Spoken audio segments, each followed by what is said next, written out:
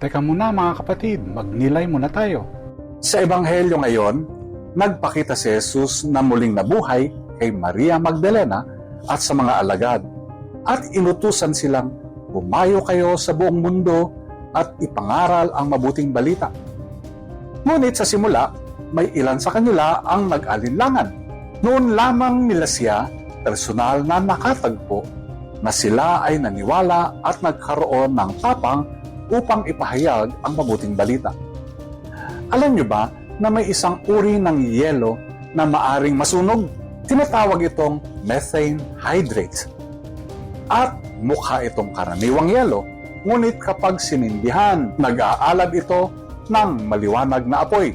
Ito ay dahil sa methane gas na nakakulong sa loob ng yelo, isang lubhang nasusunog na sangkap or flammable. Parang imposible, yelo na nagliliyab. Ngunit pinatutunayan ng agham na ito po ay totoo.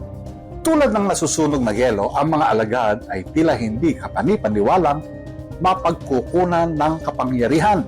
Sila ay mga karaniwang tao, walang mataas na pinag-aralan, at natatakot matapos ang pagkamatay ni Jesus.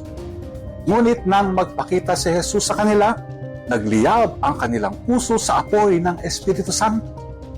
Ang mga dating duwag at nag-aalinlangan ay naging matapang na mga tagapagpahayag na mabuting balita, handang magdusa at mamatay para sa kanilang pananampalataya. Minsan, iniisip natin na hindi tayo karapat-dapat o hindi sapat upang ipahayag ang ating pananampalataya. Iniisip natin, sino ba kaya ako para magsalita tungkol kay Jesus? Ngunit, tulad ng methane ice, inilalagay ng Diyos ang kanyang apoy sa atin kahit sa mga panahong pakiramdam natin ay malamig at mahina tayo. Kailangan ng mundo ang apoy ng Ebanghelyo at tinatawag tayo ni Jesus upang dalhin ito. Pahihintulutan mo bang magningas ang iyong pananampalataya?